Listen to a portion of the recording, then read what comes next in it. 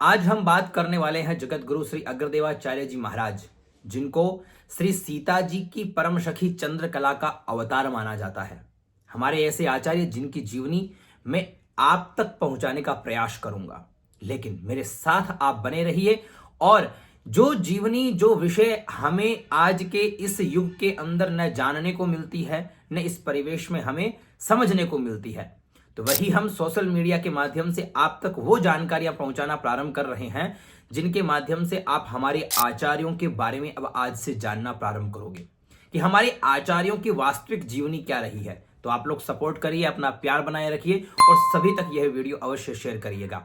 श्री अग्रदेवाचार्य जी महाराज जो मधुरोपासना के प्रवर्तक थे, मधुरोपासना के जो प्रवर्तक थे, इनके विषय में यह कहा जाता है कि इनके शिष्य प्रशिष्य रामानंद संप्रदाय के इनके शिष्य प्रशिष्यों का विस्तार जो है वो बहुत बड़ा विस्तार है और लगभग 15 द्वारे उनके शिष्य प्रशिष्य परंपरा के हैं, लगभग 15 द्वारे। और जगत गुरु श्री रामानंदाचार्य जी अवतरित हो श्री राम मंत्र राज की दीक्षा देकर मोक्ष मार्ग का श्री राम जी ने मानो कि एक तरह से सेतु बांध दिया हो। श्री राम जी ने जब रामानंद जी के रूप में अवतरित लिया तो उन्होंने राम मंत्र की दीक्षा देकर के मानो कि एक अविरल धारा उन्होंने प्रवाहित कर दी हो। तो एक दिन की बात है, जगत जननी श्री जानकी जी भगवान श्री राम जी से ये कहते हैं कि प्रभु, आपने जीवों के कल्याणार्थ रामानंद जी के रूप में अवतरित हो जीवात्माओं का मोक्ष मार्ग प्रशस्त तो किया, किंतु वे महल टहल के अधिकारी नहीं हो सके। महल टहल के अधिकारी नहीं हो सके तब प्रभु श्री राम जी ने उनसे यह कहा कि आपकी कृपा के बिना जीवात्मा महल टहल का अधिकारी नहीं बन सकता, अतः आप ही अपनी प्रिय सखी की कलयुग में अवतरित होने का आदेश करें, वही मधुरोपासना की पद्धति प्रचलित करे, तभी जीवात्मा महल टहल के अधिकारी बन सकेंगे। तो कली कुटिल जीवों पर कृपा करने के लिए, कली कुटिल यानी हम जैसे जो लोग है ना, कलयुग के जो जीव है, उन लोगों पर कृपा करने के लिए श्री जानकी जी ने अपनी प्रिय सखी चंद्रकला को श्री अग्रदेवाचार्य जी महाराज के रूप में इस धराधाम पर अवतरित किया और वे श्री अग्रदेवाचार्य जी ने यहां पर इस धरती पर अवतरित होकर के मधुरोपासना की सरस पद्धति को उन्होंने प्रचारित किया। मधुरोपासना की बिल्कुल सरल पद्धति जो थी, सरस पद्धति थी, उसको उन्होंने प्रचारित किया, किंतु उन्हीं जीवों को इस साधना का अधिकारी माना जो विषय को विष समझते हो, यानी जो विषय भोगों को एक तरह से जहर समझते हो, ऐसे लोगों को ही उन्होंने इस मधुर उपासना के जो है साधना के अधिकारी उन्होंने उन्हीं को माना है।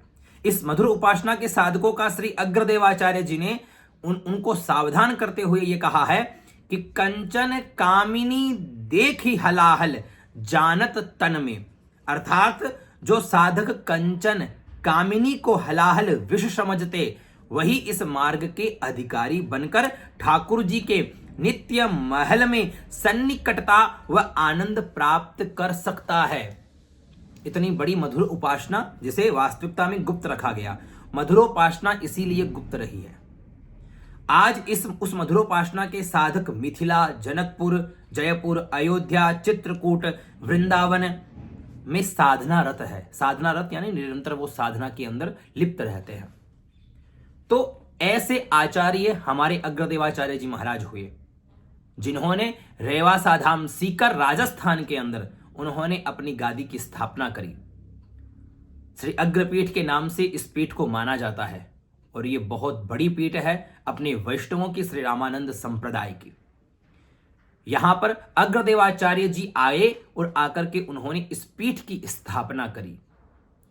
तो चलिए आगे की वीडियो में हम अनेकों आचार्यों के विषय में जानते हुए आगे बढ़ेंगे। आप लोग अपना सपोर्ट और प्यार बनाए रखें और ये सब जानकारियां सभी तक पहुंचाएं, ताकि हमारे आचार्यों की जीवनी लोग जाने, समझे कि हमारे कितने अद्भुत अद्भुत आचार्य रहे हैं। बोलिए अग्रदेवाचार्य जी महाराज की जय हो, श्री रेवासा धाम की जय हो। जय जानकीनाथ।